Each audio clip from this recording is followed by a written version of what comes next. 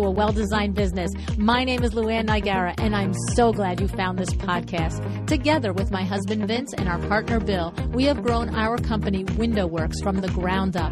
So I know and I understand the challenges you face in running your interior design business. I also know that your talent alone isn't enough to ensure your success. So on this podcast, we talk about strategies and practical steps to help you grow your business. But make no mistake about it, we have our share of fun here too, mixed in with those aha moments that I love so much. This isn't fluff. Nobody has time for that.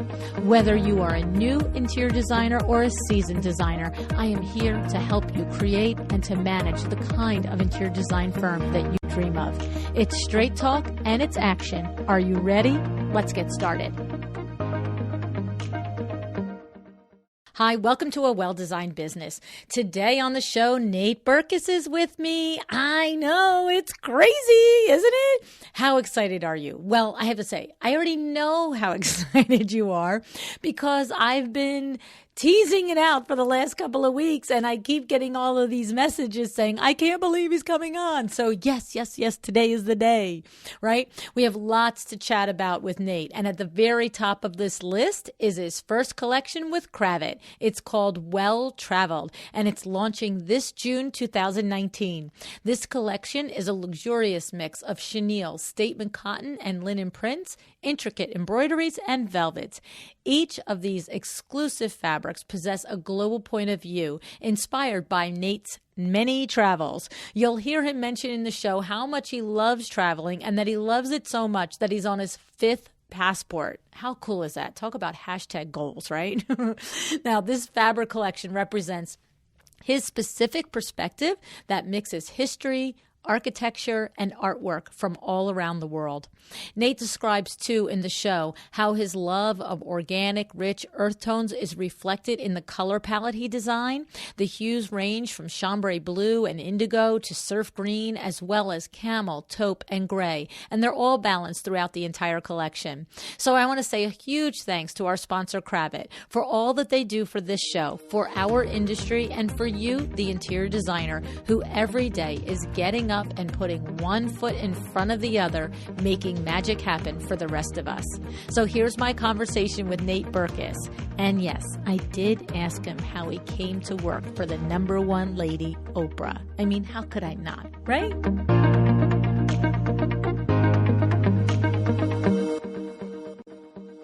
Hi, Nate. Thank you so much for joining me on A Well-Designed Business today. Hi, Luann. This is so nice to be here. Thank you for having me. I'm delighted to have you, Nate, and I'm so thankful and happy that our friends at Kravet made this introduction for us and set this up that we would get a chance to connect. And the reason for that is because you have a brand new launch coming out with Kravet pretty soon. I was hoping you would give us a few minutes and talk to us a little bit about this new collaboration for you. Yeah, so it's been so incredible. The Kravet team is, it's such a huge powerhouse and cornerstone of the design community.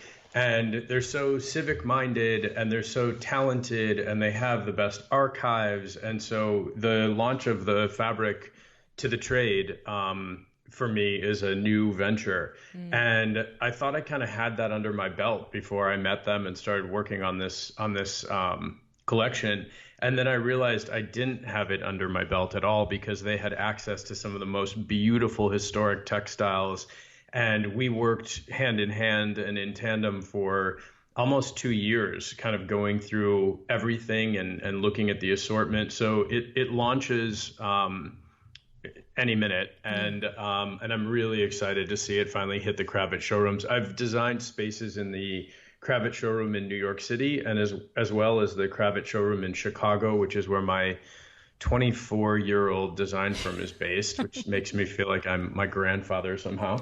But we've had a really good time doing it, and they're just a terrific family and terrific people, and so It's heading out the door soon, out of the mills, and will be available to the trade at Kravet showrooms across the country and online. I know. I'm so excited for it too. I was reading about how you were in their archives and you were getting some inspiration from some of the documents that they have there. That's an amazing place. I've had the privilege of going there and seeing that myself and having Scott show me around. Yeah, it's so cool. And the funny thing too is that, I think that their design team is very, very well versed and educated and brainy and creative. And I think that when I first walked into their office, they were like, "Oh, great, another TV decorator. Here he comes. Not going to have any ideas." And I was like, well, I really am interested in like the Viennese secessionist movement, and I'm interested in the Wiener Werkstatt, and it's a part of history that connects to my family a little bit. And what do we have about that, and what kind of patterns? I'm not great with a multicolored pattern because I don't typically use them a lot in my designs. And we needed a pattern like that to sort of set the cornerstone. And the collection's called Well Traveled, and I'm on my 4th passport. So it's been a really organic process. And they actually, I think, decided at some juncture that I had a brain. And I was like, this is so great because I like you guys too. It's something else. But you have a reputation for being an actually talented interior designer. And, not everybody that's a TV designer has that reputation. But I'm sure that the Kravet family knew that when they started the collaboration with you. And of course, to your point, it was noticed once you guys started working together. But I'm going to just restate what you said is about the team there in the design studio. They really are. I love that description, Brilliant. Brainy, creative, because, and how about add this one, dedication and passionate, right? They're just so well, they into just love it. what they do. They do. I love being around anyone that loves what they do. That's the I don't truth. care if it's a chef or a surfer or I just think when you have that kind of passion around what you do, you're never bored and it doesn't feel like work. That's the truth. And that really does come through when you work with them. I've had the privilege of interviewing quite a few designers that have collections with Kravet over the last couple of years. Candace Olson, Barclay Butera, a couple of others come to mind, but the point, David Phoenix, and everyone echoes the same sentiment. And I have to say, when you are in that archive and Scott Kravet is telling you about the pieces, it's like a college course, right? It is. It really is. Amazing. So we're really all looking forward to seeing this collection. Again, it's called Well Traveled, and it's going to be coming out this summer 2019. And I can't wait to get the books in my showroom. I'm so excited, and it's so perfect for me, Nate, because Window Works is just doing a complete renovation of our showroom. We've just teared down every single window treatment. We've knocked down walls, and I can't wait to get your collection because we want to definitely feature something in our showroom. So I'm looking forward to it. Thank you. Yes, definitely.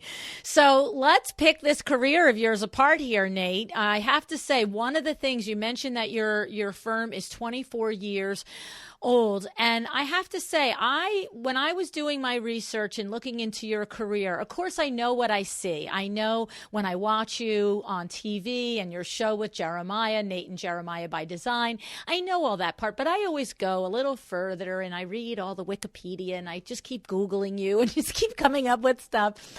And one of the things that I learned was that, first of all, degree in French and sociology, right? But right from high school, you go and you intern in Paris and Chicago. Then you get your degree in French and sociology.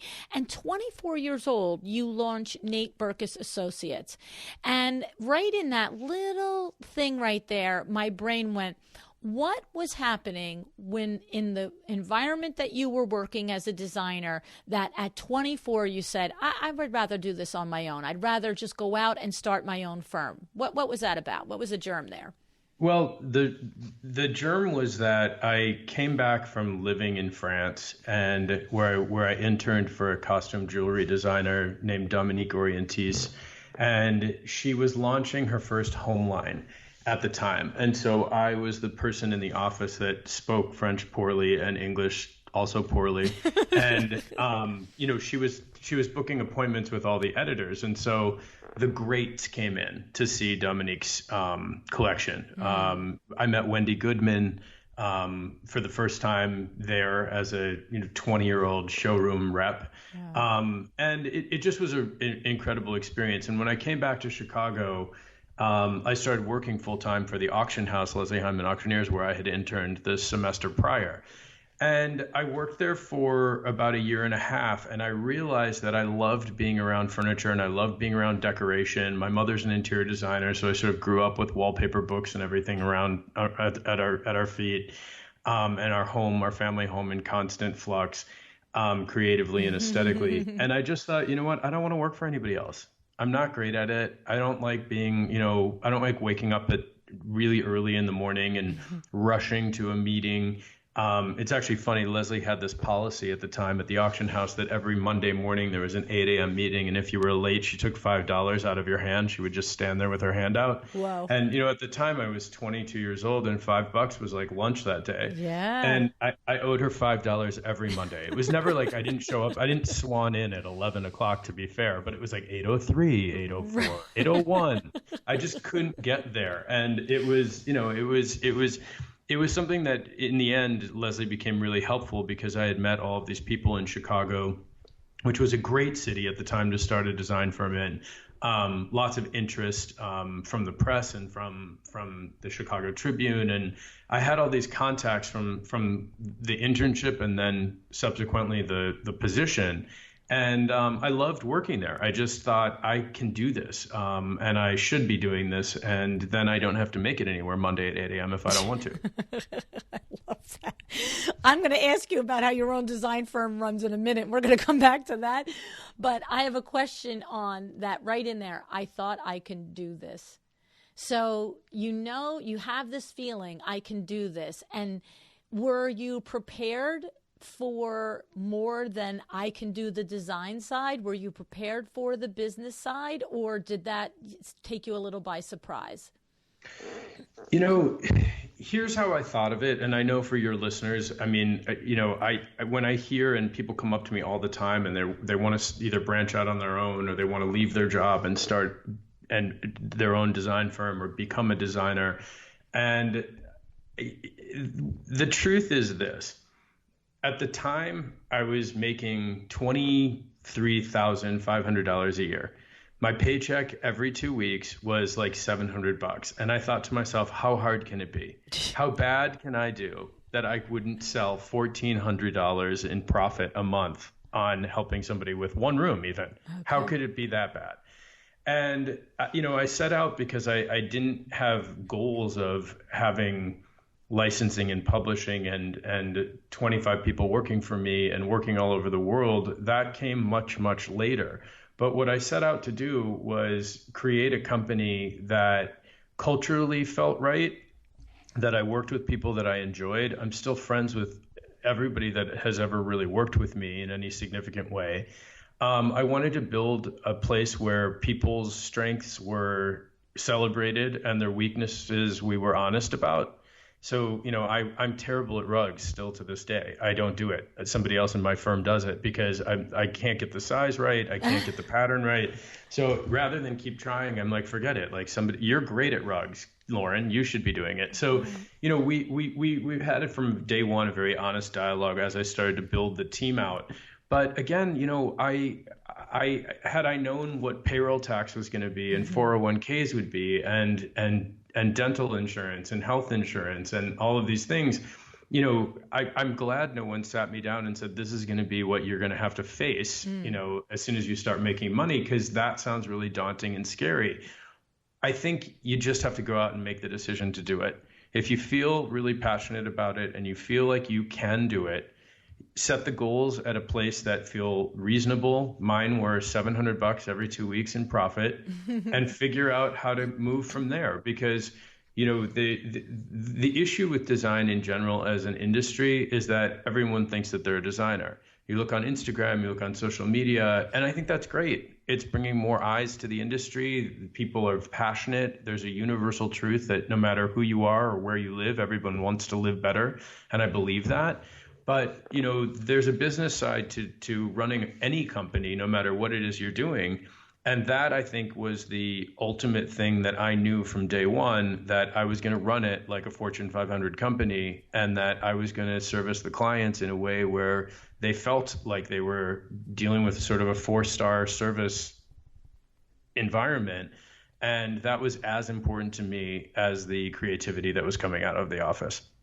So I love that in there. So you from the beginning, I loved a couple of things: that you were setting out to have to create a company that culturally felt right, that the strengths were celebrated, and that you knew that you were setting your eyes on creating an environment of quality and client experience. It sounds like when you say Always. right? Okay. Always. Okay. So and don't you think that that is as important as it was 24 years ago, Nate? Do you believe that it's even more important now in this day of the interior design world, where e-commerce and retail and trade and wholesale are all so mixed and melding together? Because I go around the country and I speak to interior designers, and I just was in Palm Springs last week at the IDS conference, and a designer raised their hand and said, what do you have to say to us when clients can source what we're sourcing? And I said, and my answer is, forget the commodity, deliver the experience, right? And so tell us a little bit about that. Give us some hope there, because I don't think they're believing me. Maybe they'll believe you.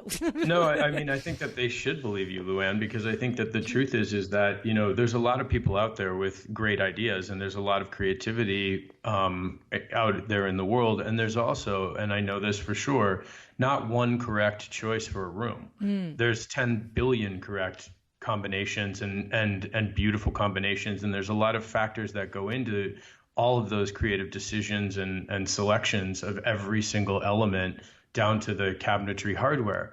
But there's not one right way of doing it. What there is one right way of doing is being honest, admitting your mistakes, making sure that you're transparent and that you're communicating constantly, and that the experience is something that even when something goes wrong, because we all know a lot will go wrong throughout the process, you're managing the expectations of the client to the point where they're anticipating as well the mistakes that are going to come down the pipeline. And I know it seems counterintuitive to say, oh, you need to, get your clients to anticipate the mistakes. But I say to people in the beginning of every new design project, guys, I've been doing this for almost 25 years now. There is stuff that's going to come in wrong. There is a number that's going to be transposed on an order, and you're going to get a baby chair, and we're going to take it back and we're going to fix it.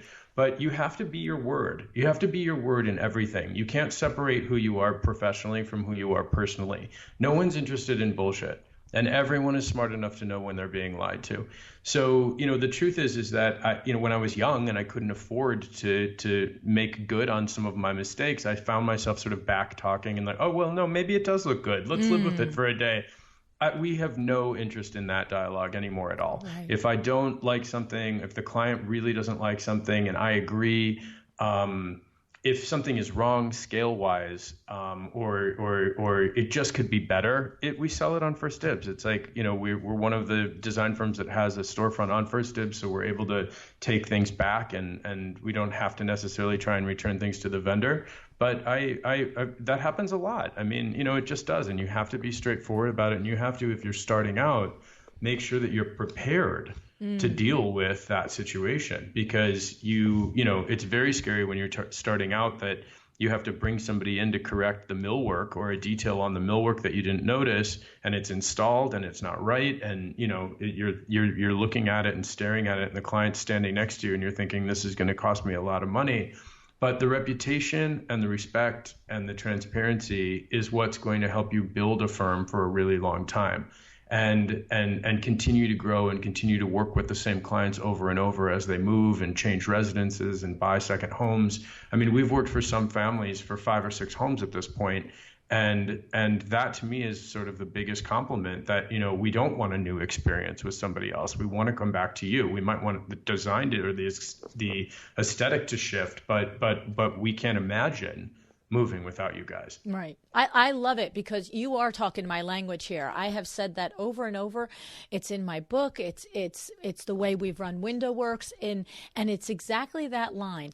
everybody knows when you're full of crap. Like when something's not right and you're all looking at it and, the client is saying to you, this isn't fit. It doesn't look right. It's something wrong. And maybe they don't have the words or the language or the expertise to know what's wrong sometimes, but we as the professionals do. And every single time you try and pretend, you just lose credibility, like right? Yeah, you just look like an idiot. Exactly right. And the funny thing is too, is that what I've found at all different stages of my career is that if somebody buys something, a vintage piece or an antique piece of furniture or whatever, and they just don't like it, too bad. I mean, we're not a retail operation. Right. If we think it looks great, like you own it. I mean, Right. we can resell it for you, but you may not get the same price for it. You may, Right. we're not giving you back our commission. You're not going to take advantage of us, right? No, right. that is an adult agreement was made. Let's keep it. Absolutely, Right. It's by contract. However, I will say that conversely, for somebody starting out, if you make a mistake and you're in that situation that you just described, Luann, where you're standing there with a client and you know it's wrong and they know it's wrong, and you can't afford to fix it, tell them. Right. Tell the client, say, I can't afford to take this back. I can't afford to eat the cost of this sectional, but let me find out how much it would cost to recut it or recover it. Mm-hmm. And let me give you a credit against my time or against commission on future things. Make the situation right. Everybody just wants to be heard, and no one wants to be lied to. Exactly. I love it. I love it so much. And I've had many situations like that over the years with Window Works. And when I trained Kimberly behind me, the designer that now does most of the window treatment designs, I've said to her 1,000 times, if you walk in and it's not right, then it's not right. Move on. Just make it right. Figure it out. Totally. You have to. And it is a good lesson, Nate, for you to bring out and to share, because when we are in business many years and we realize looking back how many times that has done, to your point, created a loyal customer for life, we understand, as painful as it is, not only to lose a couple dollar bills, but to swallow there and be the big girl, the big boy, and say, yep, made a mistake here, I own it. We understand, we can feel and sit in the value of it now. But the younger entrepreneur is afraid to admit wrongdoing and afraid to go in their pocket. And so, I'm so glad that you spoke to it, because it is so valuable and so important when you're building your company and you are setting up your reputation, because, it's everything, your reputation. Anything else can be moved around and jiggled, but your reputation is what you've got, right? Yeah, it follows you. Absolutely. Absolutely. Okay. So tell me a little bit about the firm now, Nate. I mean, you've got so much going on. Of course, you've got several books, you've the TV show. And by the way, I love the TV show. I mean, that's just silly. Who doesn't love the TV show? Thank you. We love the TV show. We feel lucky to be able to do it. I mean, we have a great time as a family. Well, I have to say, to your point a few moments ago, we're talking about how clear it is that the Kravet team loves what they do. It comes through that you and Jeremiah love what you do, and Poppy and Oscar are just adorable. I just was watching the other day one of the episodes where Poppy put you in a timeout, and she said, Daddy, if you say that again, you're going to go in a timeout. I wonder where she heard that. Well, and I had the exact thought. I'm like, well, that's the language she hears. Exactly. Which is fine. I'll tell you a quick story about my daughter. When she was 3 years old, she was in Window Works, and she was out in the showroom playing with fabrics, Nate. And so here we are, me and my showroom administrator were at our desk working, and my admin says to me, come here. And I'm like, what? And she goes, listen. And there's my 3-year-old, and she's walking around in the showroom, and she's taking a fabric book, and she's going, oh, did you want to see this fabric? Oh, okay. And she's doing this whole pretend thing, right, Nate? But here's what she does. She does this whole pretend thing about showing a fabric and trying to find the right one. And she says, oh, you don't like that one? Oh, okay. And she turns around. Oh, you don't like that one either? The third time she walks away from this invisible client, and she says, honestly, some clients just drive me to drink. No. Wonder where she heard that. Exactly. And Darlene looked at me and she's like, you better relax. That's amazing. That is amazing. It is like burned in my memory. That was 27 years ago. That is adorable. So fun. So fun. Anyway, so we love the joy that you and Jeremiah share and the joy that you bring to the clients on your TV show. It's absolutely amazing. And I have to say, I have to thank you for it, because so many of my listeners have just told me how much the two of you inspire them, your whole career, how your whole career is inspired so many of the designers listening, but now this show is continuing to inspire them. And so, just a hats off with that. Tell us a little bit about the firm in Chicago. You now are living in New York City. Am I correct with that, right? We're living in Los Angeles, but we're in the middle of a move back to New York City. Okay. I can't keep up with you, I got to tell you. I can't keep up with me either. I feel like a crazy person. Exactly. Okay. So, but the firm is still based in Chicago, and Lauren is your design director of design there, right? Correct. Okay. So tell us a little bit about that team, because there's a nice lesson in there, I'm sure we're going to find, about managing a firm that is, this well known, this many years in business, and that you are not boots on the ground in the same city every day. Tell us a little bit about the structure and how it works.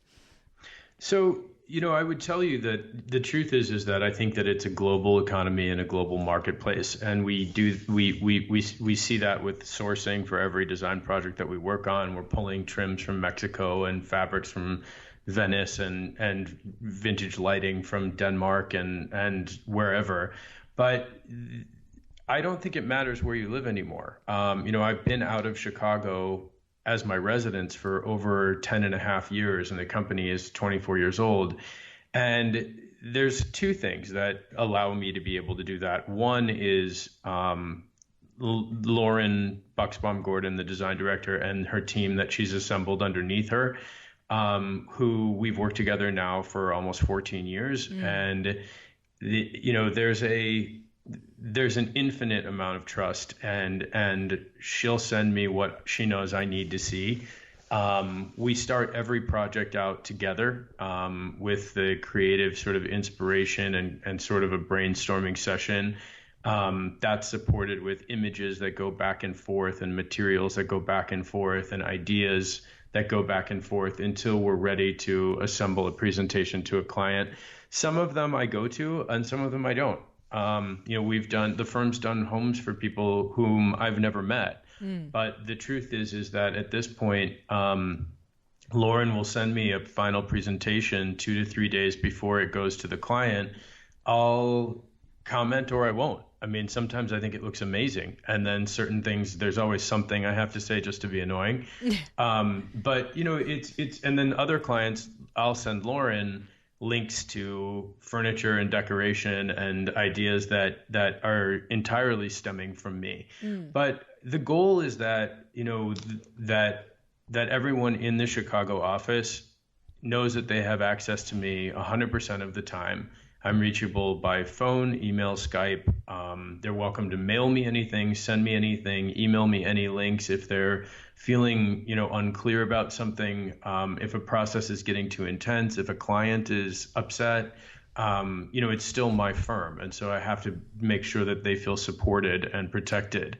And I'm a bit of a mother hen with everybody that works for me. I don't let clients speak to them in a disrespectful way because we don't speak to anyone in disrespectfully. So I tend to swoop in and fix things, which I think is, the owner of the company is something that, never goes away. There's certain people that will always want to talk to you, will always feel better when they hear it from you. And other people and clients who feel really comfortable working with the team in Chicago under Lauren's direction. Okay. So I have to ask a kind of a blunt question.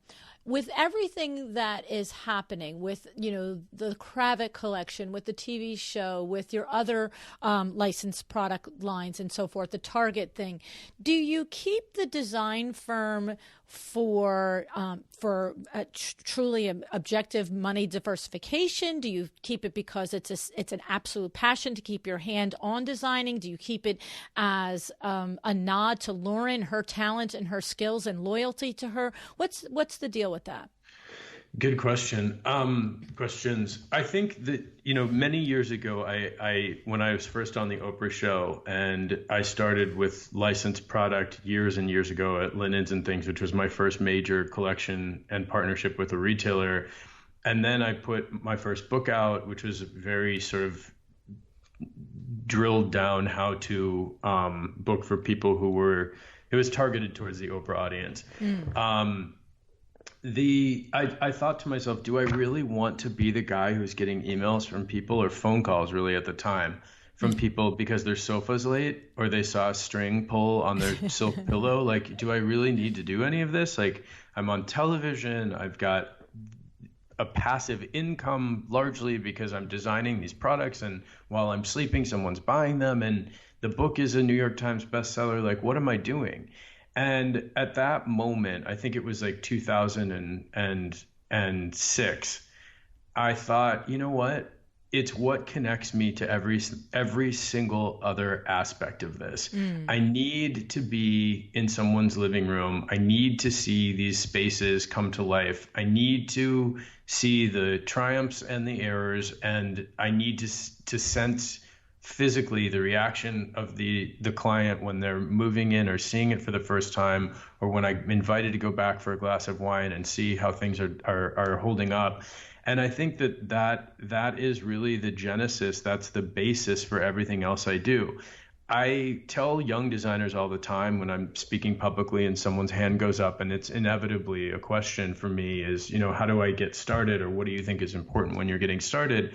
And for me, it's, you need to know your history. You need to know the difference between you and another person that's just starting out and, making an Instagram account and printing a business card, is that if you need to spend some time doing research, because that's what happens and that's what the client is paying for.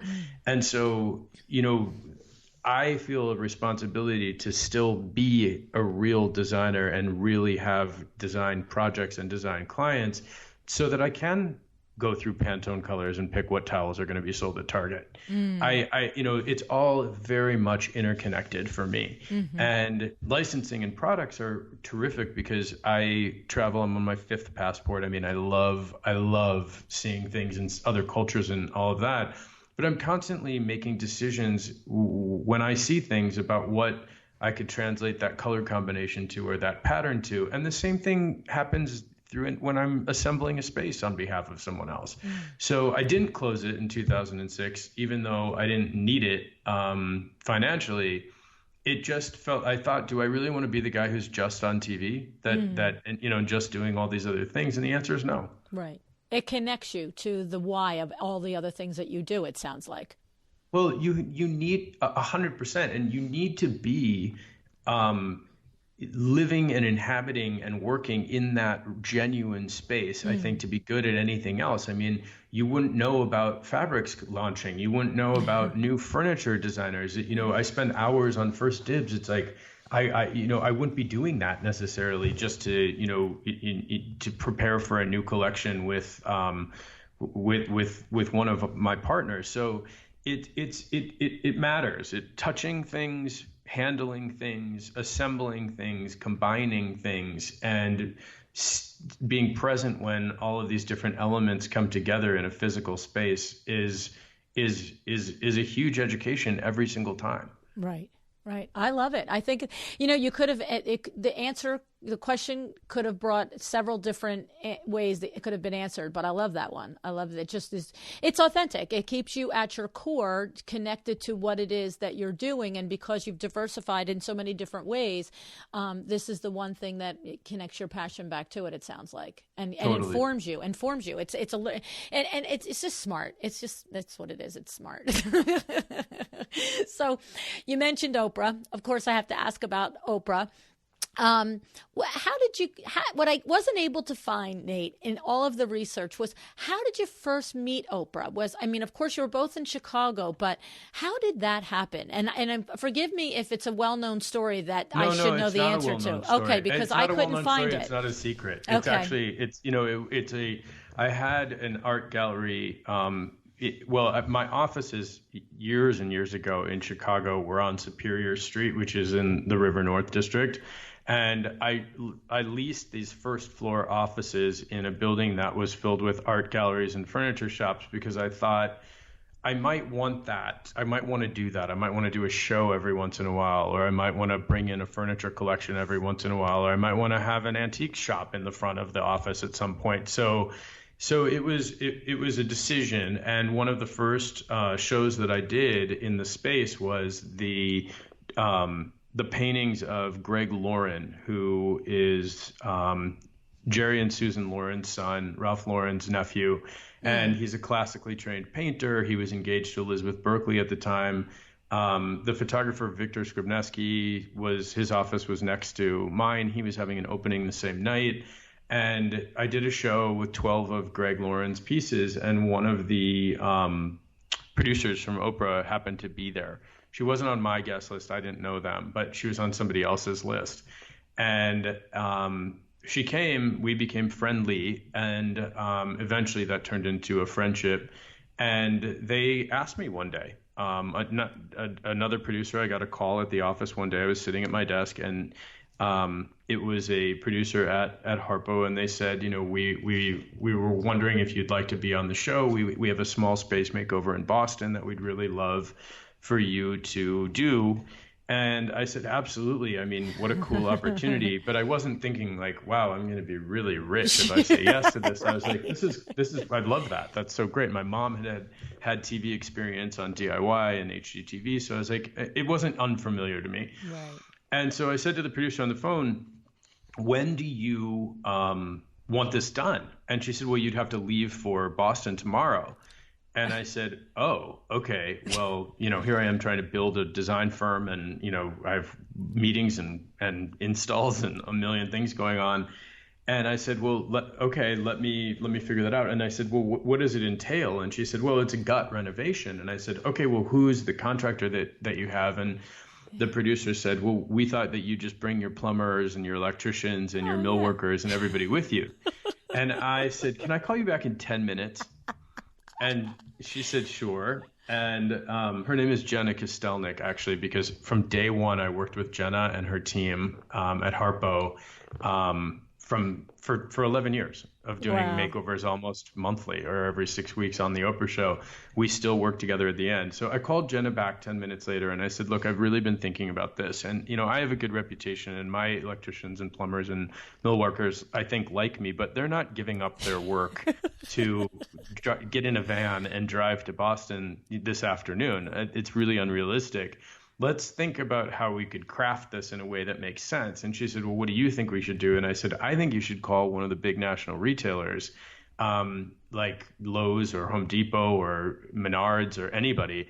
And they have all these trades in local markets. And I think that you should get your business department to sign a deal with them that they would sponsor this episode. And then we can they don't even have to give us money. I mean, right. but at least they can give us the resources or tell us who to call.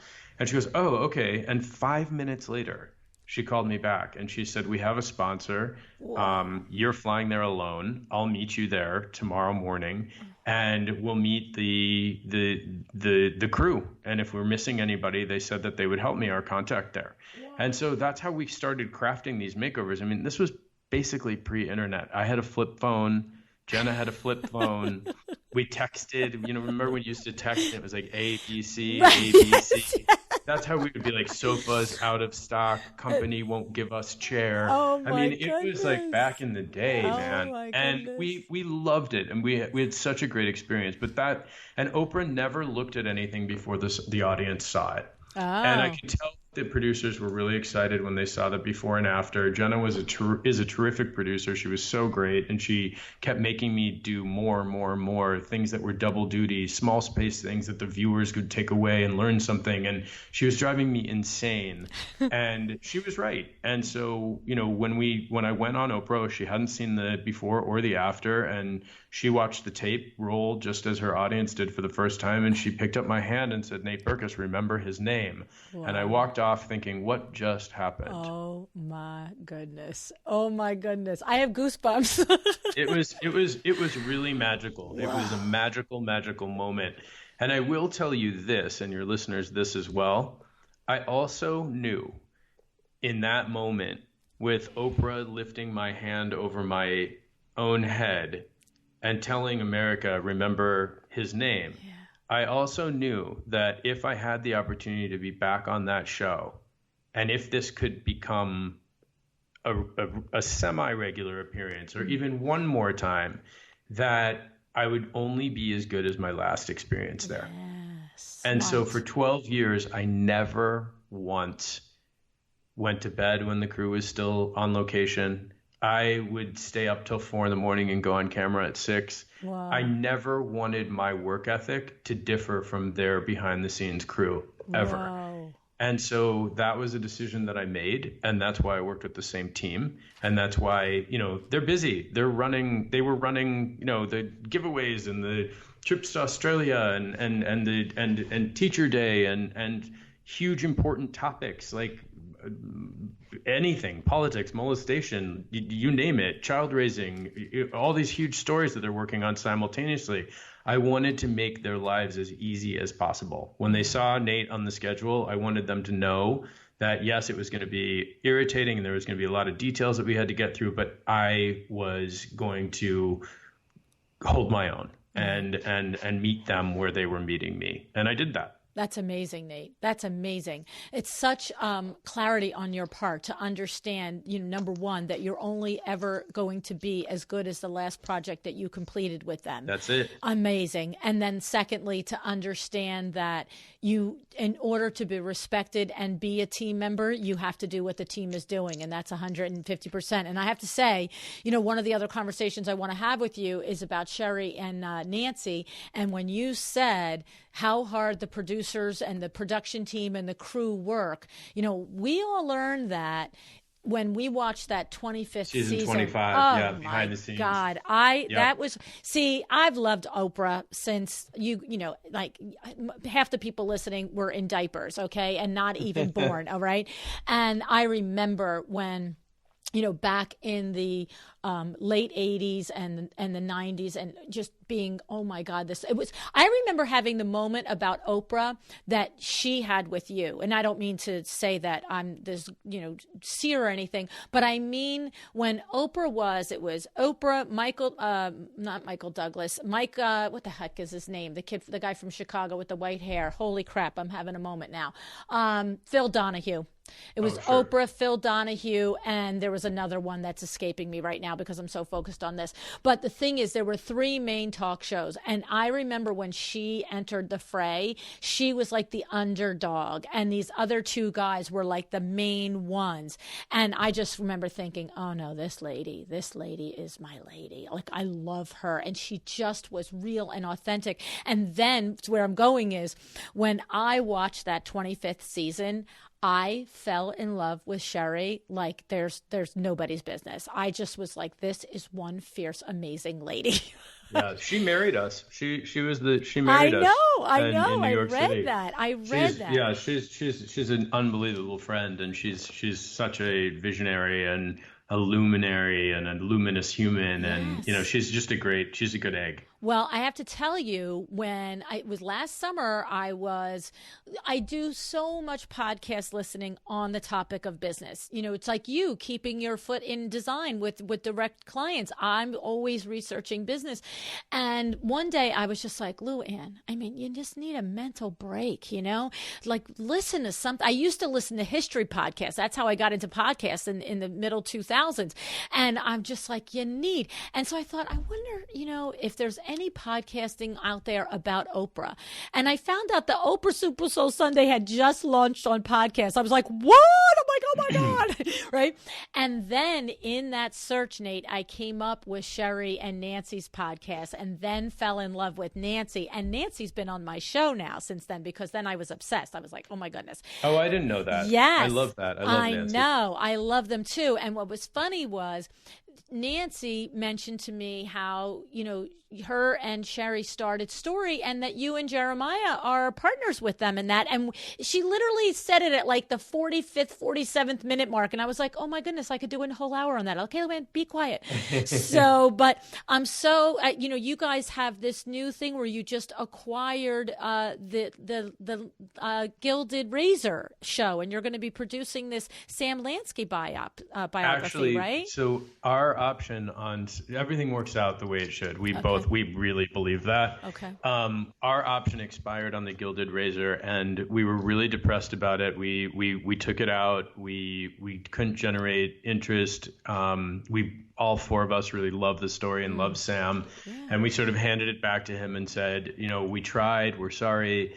And he just partnered with Dustin Lance Black, and they're co-writing the film version, and it's going to be phenomenal. Okay. So that is not a story project any longer, but we're working on several other things together. But we're really excited for Sam because it landed where it probably should have been. Right. Well, you know what? I believe that 110% as well, Nate. Everything always works out the way it's supposed to. And one of the things that I've raised my kids, my Aunt Honey instilled this in me, is when you are in the middle of whatever is the hardest, most difficult thing, I don't care if it's a business thing, if it's a personal thing, you have to, like what she always got me, how she taught me to get through it and not get muck and mired in it, is to ask myself, what is my lesson in this?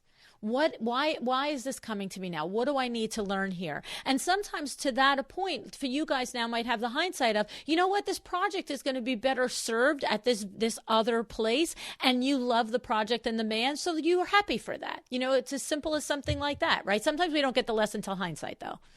Always. Right. Sometimes we can find it in the middle of it, and it gets us through, and other times the lesson is a hindsight lesson. That's true. Okay, and so another thing that I'm curious about, and of course I'm going to be respectful of your time, but there are many things I want to hit here. When you meet Jeremiah, and Jeremiah is an interior designer in his own right with a different experience that he comes to, and I can see in the show how you guys, go back and forth, and the one show is him and Poppy against you, and you're like, wait, the 3-year-old gets to say, but you can see the collaboration is there. But I'm curious, what was it like, and what is it like from a business standpoint? Now, he's not part of Nate Berkus Associates, because that team Lauren has her team in running there. But are there business things from a design standpoint that you two would say, I don't run my firm that way, or I don't do it that way? I'm not talking about picking the mirrors. I mean, the process, or is it not necessarily? So we've had the opportunity to collaborate on a couple of different projects together, where we merged the design firms. And the first one was for the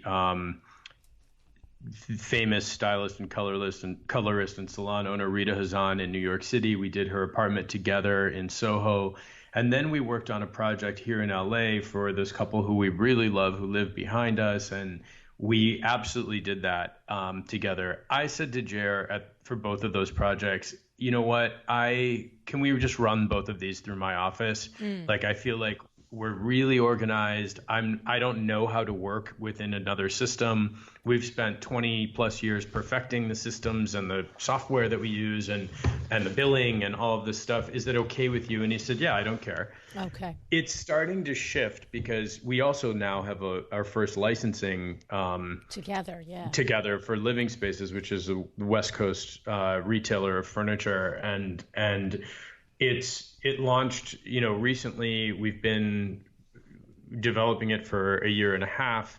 We work absolutely hand in hand on the design of that. It's case goods. It's over 300 pieces in the collection.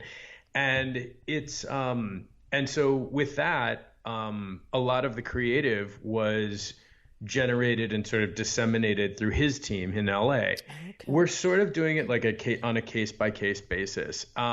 I am pretty set in my ways behind the scenes. It's much easier to have a dialogue with me about whether or not a piece is correct in the room than it is to How we're get gonna me off order my it. high horse about fulfillment and accounts receivable.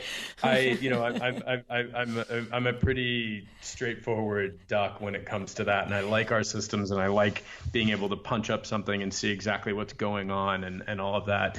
But his firm is doing amazing. The quality of the projects that he's working on right now, the scale of the projects, the budgets that he's working with are awesome. And one of the things as a couple that we decided early on was, we're both on TV, we're both decorators, we're both, we have this similar sort of career path. I had like a 15-year jump on him in terms of, establishing myself and all of that. And he said to me, I don't want any of your advice unless I ask for it. Oh, okay. And I said, okay, I think that's great. And I felt like my mother. I was like sitting on my hands, like duct taping my own mouth closed, because I watched him, do all these things that I didn't agree with. And I thought, what's more important, my marriage or, Right. showing my amazing collective experience? And I think anyone would answer the marriage. It trumps all of it. So it was hard. And then he would come to me occasionally and say, what would you do in this situation? Or how do you bill? Like, what do you do? And I'd say, well, okay, if you're asking, I'll tell you. Right. And then he wouldn't take my advice, and then he would end up taking it on some things. But I'd rather have peace than be right. That was a big Oprah lesson. Right. I always say, do you want to be right or get what you want? Yeah, right. You can be true. right all day, but you might not have what you want at the end of it. That's so true. We want to have peace, or we want to be right. That's it. I'll That's always it. pick peace. That's so true. So that's awesome. Well, there is a little bit of a growing together in that regard. And that was what I was curious about. My husband and I are 15 years apart as well. He's older than I am. But of course I've been in business with him my entire business career. So it's a different, it's a completely different dynamic, but there still is always a dynamic when you're working with your spouse. I mean, bang, it's not all happy, and No, you have to like them a lot. Right. It's not just about love. You really have to like being with them. You have to like the downtime. You have to like the on time. It's not easy. I mean, but I also wouldn't have it any other way. Right. And, life changes on a dime. I love our family. I love our marriage. I love our partnership and the things that we've chosen to do together. But, I could be doing a new TV project 6 months from now. He could be doing a new TV project 6 months from now. We never know. And so we're very grateful that we have this opportunity to collaborate on what we do. And we don't think that is forever. But you also have to be very open to opportunities. When people see us together on TV, even though we have different design firms, or they meet us at a dinner or a cocktail party, or a LCDQ event, or, whatever. The truth is that, if they want to hire both of us, they can. You don't turn away money. We're not ridiculous human beings. Like, if it's a solid project and a good opportunity, you figure it out. Don't let the client see what's going on behind the scenes, but organize yourself and take advantage of what's being brought to you. Right. I love it. I think it's amazing. And before I let you go, a couple things. One of my listeners wants to know, of all the places that you've traveled, do you have a favorite? Laos. Oh, okay. There was something about culturally what was there. Jared and I had decided that when we would travel, we would always try and leave a place a little bit better than when we found it. It's an obligation. We feel that way about what we do on TV. We feel that way in our own city. And so we volunteered in an orphanage in Laos, and it was an incredible experience. And then the other side of that was this incredible Aman hotel that is in a former French colonial hospital. The night market and walking through, and the antiques and the decoration and the weaving and the textiles and the food. It's the land of sticky rice. I mean, I loved everything about it. Wow, that's amazing. Okay, good to know. And I love sticky rice. Okay. Like, if I ever find out I have 2 weeks to live, I'm going to eat a trough of sticky rice next to a trough of kugel. That's my plan. I'm glad you have your end of life plan settled, Nate. It hasn't changed. Okay. And then if I were to hit you with, we've got designers listening that would love to know one of your hindsight lessons about being in business, or possibly one of your best tips about growing a profitable design firm, something along those lines, some sage advice from Nate Berkus. So I'm not a math whiz by anybody's definition. I mean, when I remember taking the SATs to get into college, and my English score was like perfect, and my math score looked like it was a language I didn't speak. I mean, it was really mortifying. My mother was like, "What is wrong with you?" And I was like, "I don't know. I just don't get it." Oh, I'm the same way. You have to pay attention to the math. I mean, you have to, or at least surround yourself with people that do, because business is business, and you can, I when I look back on building the company into what it is today, the advice that I would give anybody is, and everyone says this and it sounds so trite, but it's so true. It's trust your gut, because even when you are sitting in a meeting and something doesn't sound right or something doesn't feel right, and there's more to the story. Somebody's motivation might feel off in a Fortune 500 company, and you're sitting, in a presentation designing the collection, and something just doesn't feel right. It's not right. It's not right. And when you're meeting with a client for the first time and it seems like a little bit too good to be true, they're rich and they have no budget and they're going to have so much fun, and you're going to, you're going to love it, and they're open. It's not. If your gut's telling you that something's off, it's off, and move on. Right. I love it. I am a firm believer in listening to your inner voice and trusting your intuition and cultivating your inner voice and your intuition, and that your gut is absolutely right. As a matter of fact, again, when I raise my kids, and even now when I do coaching, Nate, with designers, often in the coaching session, they'll say, "Oh my God, this happened, blah, blah, blah, la, la, la. I'm not sure what I should do. What should I do?"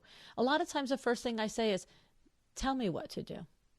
What do you think to do?" Because we do know it if we sit quiet enough to listen for it, right? And the courage is following it, right? It's totally, and it's interesting. Like I read this book recently by Gavin DeBecker, he's the security expert, probably one of the most well-known security experts in the country. And it's called The Gift of Fear. And what he wrote, and everyone should read this book. Every woman should read this book, because everyone should read this book, but in particular, women should read this book, because the book is written to protect you from bad things happening. And he said, in his years and years and years of research as a renowned security expert, and he does private security for presidents and to, you name it, embassies, like whatever it is. He said every victim of any violent crime knew it was going to happen to them before it happened. Wow. Every single one. He said the woman walking with her groceries in the parking ramp, and somebody coming up saying, "Can I help you with your bags?" And that tingly feeling. Yes. And then she, something horrible happened. Yeah. Well, ignored it. Or it was too late. Ignored it, or didn't want to appear rude. Right. And we're also afraid of being rude and appearing rude. And the truth is that, in The Gift of Fear, Gavin DeBecker says, it's not your job to take care of somebody else's feelings. If you have that feeling, you say, "Get away from me right now. I said no." Doesn't matter if you've hurt their feelings, and if you did, too bad. But if you have that gut instinct that something doesn't feel right, it's not right. And the same thing applies to every other aspect in life. We're so worried about being polite, turning down projects, saying, "I don't think I'm the right firm for you. I don't think this is going to be a good fit."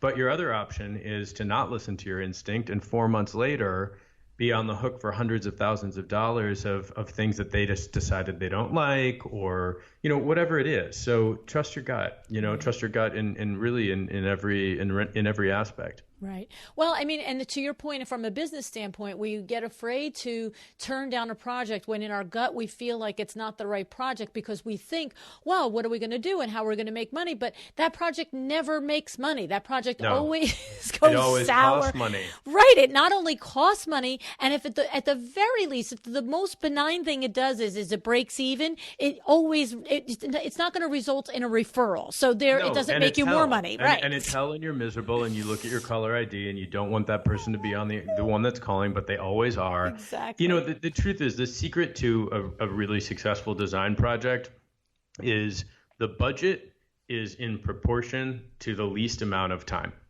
So you can take a project where it's a $100,000 budget if it takes you 3 months start to finish. Or you can take a project that's a $10 million budget, but if it takes 10 years to complete, that's not as good of a project. Right. Right. So, you have to, that's one of the things with my firm in Chicago. The one thing I do make everybody crazy is get the information, get them the information. Don't go to a meeting if there's not something that they can decide on and buy. That doesn't make sense. You're standing in front of the client, like make it easy for them. Don't anticipate what they're going to ask. Don't have a millwork meeting without a proposal for the hardware options that you want to sell them, because then you get a signature in that meeting and the order goes in and you keep the project moving. Right. It's not a leisure walk. Right. It's not busy work either. Get something accomplished. No. Don't write it down and then come back. Think about it before you're going to be in them. I'm going to see so-and-so on Thursday. This is what we're going to talk about. What things do I have with me that can result in a signed proposal? I love it. It sounds like you're first of all, by nature, you're a person who thrives in systems. I read somewhere that you describe yourself as a triple Virgo. That's a little scary, I have to say. It is really scary and impossible to live with. I can't even imagine it. Horrible. I don't even like myself. It's horrible. A triple Virgo. But that we understand that a well-run business is established by the foundation of its systems, correct? 100%. Yeah, absolutely. I love it. I mean, honestly, there are 10 other things I could go down this road, but I am just so grateful, Nate, to have this time to get to know you and to have this time to spend time. Thank you for having me, Luann. It's been fun chatting with you. Thank you. Thank you. Thank you. Absolutely. And so I just want to say before we go, we've got the launch for Kravet coming out. So make sure you look at that this summer 2019. It's called Well Traveled. And then we also have Nate and Jeremiah by Design on TLC on Saturday nights. And you have your new licensing launch that just came out in the spring of 2019 for Living Spaces. So check all those things out, and I'll have everything in the show notes as well. Thanks, Nate. Thank you so much.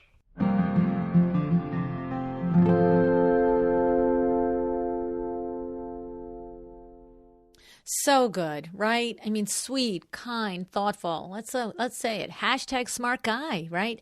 Everything we always imagined he would be. And yes, I want to say on air, off air, exact same guy. So yay. I mean, I know many of you have asked me that already. I want to know, is he really as nice as he seems on TV? Yes, 110%. Okay. Now, how about some of the takeaways? First of all, I really love learning that Nate and I share the exact same opinion on customer service, right? You've heard me say it a gabillion times, and now you hear it. It's a true thing. This is a pillar of building your company and your reputation by really committing to 100% customer service, okay? Nate's line, make the situation right. Everyone wants to be heard. Such good advice, okay? And then how about when I asked Nate advice on how to get started, his answer, you need to know your history. You need to make sure your design is connected to real people, how they live and what they want and what works, right? And this is why, even though he doesn't need to own his own interior design firm at this point, he explained to us everything that he does is better. His license lines, his TV shows, his books, it's all better because he stays connected to real design by doing real design for real clients. It's a smart observation on his part. Don't you agree? Another point I'd really love to highlight. because I didn't bring it up in the show, but I want to make sure to point it out here. When he first had the opportunity to work with Oprah's team, and Jenna Kostelnik asked him to go to Boston, and she said the next day. And then in further conversation, she explained that she thought that the work would be done by his trade team, that they would travel from Chicago to Boston. What I love is, and what I wanted to make sure to point out was, I love that Nate sat back and really thought about it. He said, first, can I leave tomorrow? I mean, I have ongoing projects and commitments to current clients. So is that possible? And then second, was it really possible or reasonable to think or expect that his local trades could do a project out of town? And I just want to say, what does this ring of? How many times have we discussed on the show that it is so important for you to lead the project? I mean, if I had a nickel for every time I read a post in the designer Facebook groups where somebody is upset and lamenting because a project has gone wrong, and when we further dig into it, we typically will find out is because there were unreasonable expectations at the beginning that you as the designer didn't lock down and put the parameters on. Right? You want to deliver to every single client. I know that. But what I want to say to you is hear this lesson. This is Nate Berkus when he's he's successful at this point, but it's Oprah calling. I mean, let's be serious, right? And so you get this opportunity. Oprah's team calls, but he still has the presence of mind to say, is this reasonable? Is this a good expectation? Can I expect to do good work and create a good outcome under these conditions, right? And so it's just so illustrative of why successful people are successful. It's not an accident. They're good business people, and they make quality decisions. And I also love, here's the other part of it. He decides that although within the context of the way Jenna was proposing wasn't really realistic, he comes to her with an alternate solution. So that's also really key. Whether you are a junior in a firm and you think something's not going to work, you want to come back to your principal with, this isn't going to work, but here's what I think will. And also, as the lead designer or the principal designer, when a client wants you to do something you really don't believe is going to work, you've got to come back with, this is why it won't work. This is my body of experience. This is what I'm basing it on, but this is what I think will work. You see, and that's exactly what Nate did in that moment. He wasn't letting that opportunity slip through his fingers, not for 1 second, but he certainly too wasn't going to go in headlong into something that he did not expect that he could deliver a good outcome on. And so instead, he set the parameters for how he could deliver a good outcome. And that is just outstanding. Love it, love it, love it. Okay. So, and then the other thing is that, work ethic and systems. Hello, speaking our language, right? You could hear it in his voice. He is 100% the real deal. No smoke and mirrors when it comes to having systems, okay? And about working as hard or harder than everyone around him. He is a leader and he is holding himself accountable, okay? So here he is at this stage in his life, at this stage in his career, this level of success, and he's telling you from the beginning, I knew that I had to run a good business first, okay? And that's what hopefully the message that's coming through, all right? I love it. I love it. I love it. I love it. So my huge thanks to Nate and to his team, as well as to Kravet and their team for making this interview happen. If you loved it, please let Kravet know how lucky we are to have their support in making this podcast happen every single week. All right. So if you don't already have a trade account with Kravet, be sure to sign up today at Kravet.com, Kravet.com, because I know you're going to want to get your hands on Nate's collection, Well Traveled, as soon as it's available. All right. And if you already have your account with Kravet, be sure specify any Kravet fabric, trim, or wallpaper on your next interior design project, and you get 10% off by using the code AWDB10 at checkout. Okay. So this code is good for you as a podcast listener for any one project. So my advice is specify a Kravet fabric wallpaper trim on a really big order. Okay. And get yourself a nice 10% discount and then reinvest that back in your business. Okay. All righty. Thank you for joining me today. I value and appreciate you, and I feel so lucky to be on this journey with you. Be sure to let me know what you are going to do today to make a difference in your business. What decision will you make? I hope very much that you will decide to be excellent. Thank you so much for joining me again today. This podcast is a production of WindowWorks, your resource for custom window treatments and awnings. To learn how we can help you on your next interior design project, go to www.windowworks-nj.com. And if you're interested in working with me on your business, either through masterminds or one-on-one coaching, or you want to know how to get my book, The Making of a Well-Designed Business, or you just want to know what's going on in the podcast land and where I'm going to be, all of that is found at luannigara.com. Thank you so much. Have an excellent day.